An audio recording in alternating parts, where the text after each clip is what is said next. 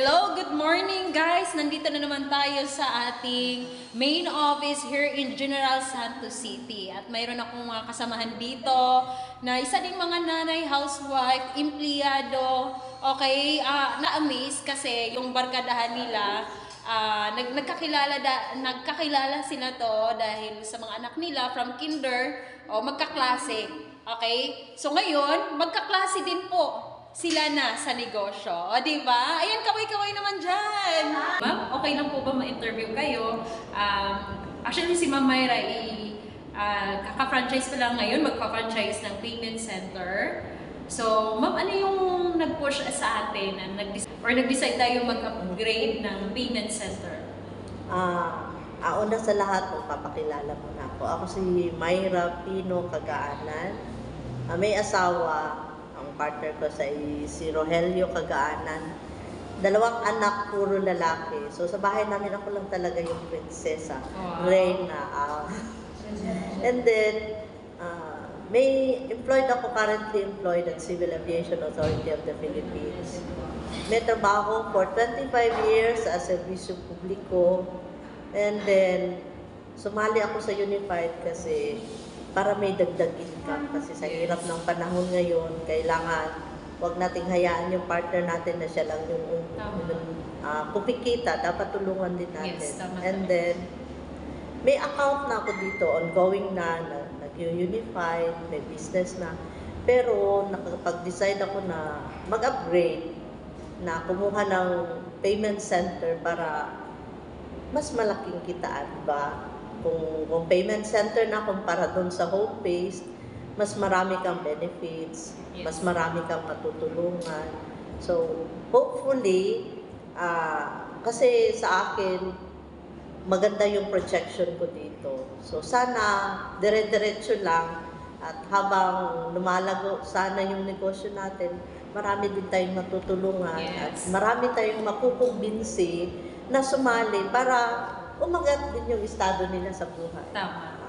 Yes. Kasi habang sa pagtatrabaho natin, namimit naman natin yung mga basics, yung mga minimum, pero yung mga dreams natin parang medyo malayo pa. So kailangan extra effort. Yes. Dagdagan natin yung sipag natin para kung ano man yung mga pangarap natin nung maliit pa tayo, at least unti-unti nating maabot. Yes. So, dahil na-mention niyo po regarding sa pagiging empleyado niyo, ano po yung ating ma-advise sa mga kapwa din nating empleyado na gusto din magsimula ng negosyo kaso ang dahilan walang oras, walang pangkapital. So, yun yung commonly problems ng mga empleyado na gusto din po magkaroon ng ganitong negosyo.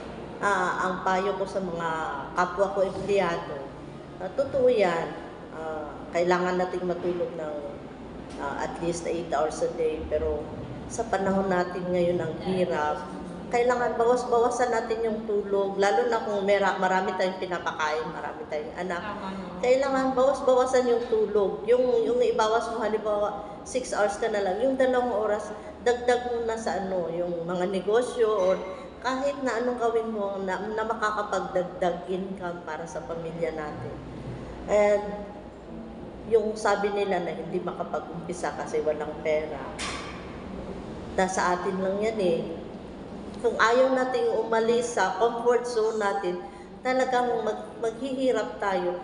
Kailangan mag-take tayo ng risk. Yes, huwag kayong matakot mangutang. Kasi kung mangungutang ka, pero yung inutang mo ilalagay mo sa business, hindi nakakatakot yun. Kasi may balik talaga yung business. Tama. Liban na lang kung mangungutang ka, ibibili mo ng cellphone, wala, talagang malulubog ka kasi pagkatapos ng cellphone, load na naman ang problemahin. Puro palabas, yes, puro palabas. Yes. Pero kahit na 18,000 yan or kahit na 50,000 yan, kung negosyo ang paglalaanan mo, may babalik yan sa'yo, mababawi mo rin. Depende na rin yan sa sipag mo kung gaano mo kadali mabawi yung kung sipagan mo lang talaga, madali mong mabawi yung inutang mo, madali mong mababayaran. So, actually, Ma'am Myra, agree ako dun sa sinabi mo na you need to take risk.